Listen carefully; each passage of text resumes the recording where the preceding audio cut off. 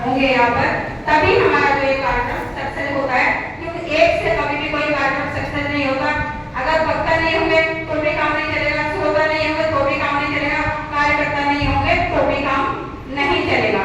तो हमारा जो कारोबार चलता है ये हम सबसे मिलकर चलता है, तभी हम क्रांति करते हैं, तभी हम विचारों का आदान प्रदान करते हैं। आज का मेरा जो विषय है बहुत ही महत्वपूर्ण है और बहुत ही ज्यादा संवेदनशील है, क्योंकि आज के समय में जो हमारा चल रहा है कि किस तरह से हम जो हमारी महिलाएं कहाँ पर जा रही है, तो उसी पर है मेरा आज का विषय। संविधान से अधिकार प्राप्ति महिलाएं मनुस्मृति की वाहक क्यों है, इसका क्या रीजन है, और इसे समझने के लिए और इसको मानने के लिए, इससे निजात पाने के लिए उन्हें क्या करना चाहिए, तो इसी पर मेरा एक ये आज का वक्तव्य है। तो मैं आप सभी तक पहुंचाने की कोशिश करूंगी अपनी बात को, अपनी बहनों तक और अपने भाइयों तक कि हमें जो है क्या करना चाहिए, जिससे जो है हमारे महापुरुष जो हमें बता कर गए हैं और उस हम रास्ते में चलकर इसको आगे पहुंचाएंगे।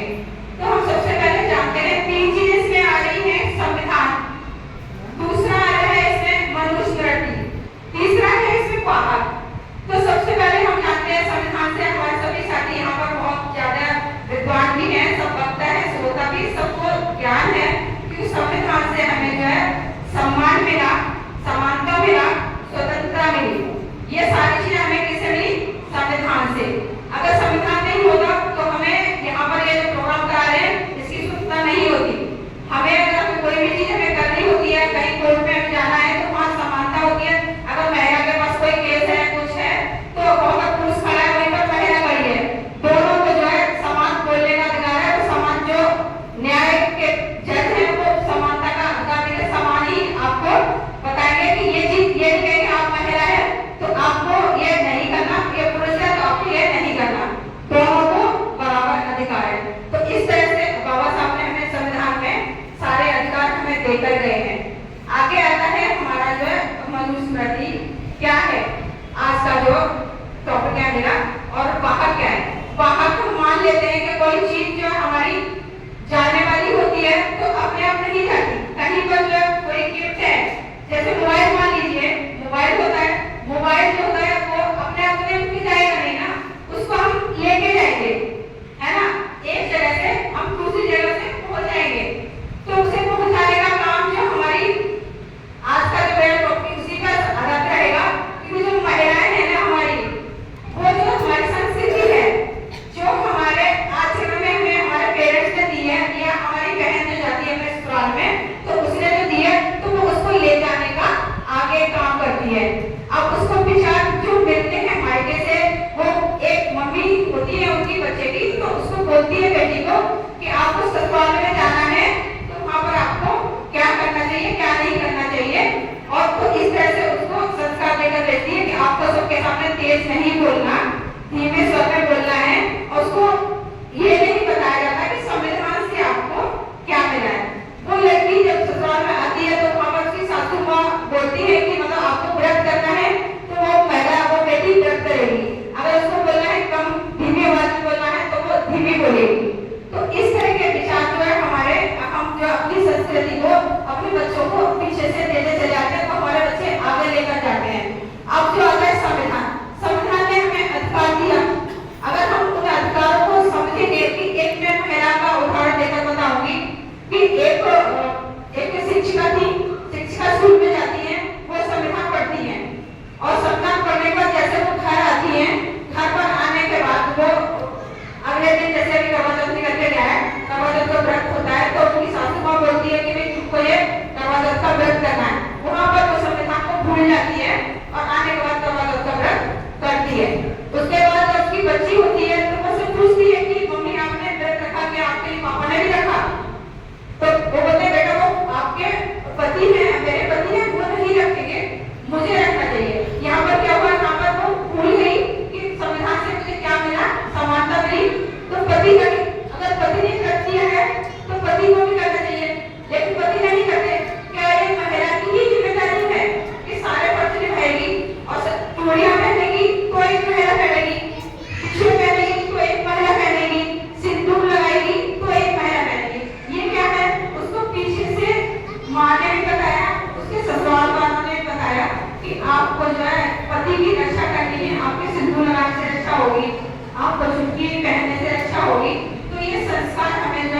में मिलते हैं। यही हमारा आदान प्रदान जो हमारा चलता रहता है। तो हमें ऐसे अपने बच्चों को शिक्षा नहीं देनी जिससे जो हमारी आने वाली पीढ़ी जो है अपाहिज हो जाए, वो ये भी ना समझ पाए कि हमें आगे क्या करना है और क्या नहीं करना। जब उसकी बच्ची ने पूछा, उसके बाद जब उस बच्चे उसको माँ को समझ में आया कि ये बच्ची सही कह रही है, उसने फिर उस दिन से अपने निर्णय खुद लेना शुरू किए। तो इस तरह से आजकल की जो पढ़ी लिखी महिलाएं हैं वो भी अंधविश्वास में कहीं ना कहीं फंसी हुई है। हम हमारी जो पढ़ी महिलाएं जो एक बड़े ओहदे पर है, एक अफसर है, IAS है, PCS है, इतने ऊंचे ओहदे पर बैठकर जब वो इस संस्कृति में से नहीं निकल पा रही है, तो हम कैसे मान लें कि जो हमारी महिलाएं पढ़ी लिखी नहीं है या हम जा पा रहे हैं तो वो निकल पाएंगी। ये हमारा सबसे बड़ी विडंबना है कि हमारे बाबा साहब ने सबसे ज्यादा हमारी महिलाओं के लिए किया, सबसे ज्यादा अधिकारों के लिए सोचा, तो उन्होंने बहनों के लिए सोचा, बहनों के लिए सोचा। आज हमारी सोच बदलेगी तो हमारा समाज बदलेगा, क्योंकि समाज को बदलने वाली एकमात्र महिला है। क्योंकि जब एक पुरुष पढ़ता है तो सिर्फ अकेला पुरुष पढ़ता है, लेकिन जब एक माँ पढ़ती है तो वह पूरा समाज पढ़ता है। वहीं पर अगर एक माँ विद्वान के साथ साथ अगर वो जागृत हुई, उसके विचार में क्रांति हुई, तो समाज हमारा फल आगे जाएगा। तो हमें महिलाओं के अंदर क्रांति लानी है, क्रांति। जब तक वो क्रांति नहीं लेकर आएंगे तब तक हमारा समाज आगे नहीं बढ़ेगा।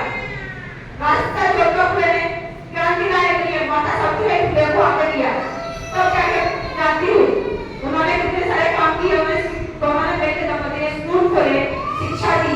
इसी तरह से मानव काशीराम साहब ने कहा कि महिला जो है हमारे समाज की रीढ़ की हड्डी है। ऐसे मान लीजिए किसी व्यक्ति को अगर उसकी रीढ़ की हड्डी टूट जाए तो खड़ा नहीं हो पाता। इसी तरह से अगर एक महिला सामाजिक कार्यकर्ता नहीं है, अगर वो घर में बैठी है, अशिक्षित हो गई है, अगर वो आगे किसी को विचार नहीं देगी तो वो आगे नहीं बढ़ेगा।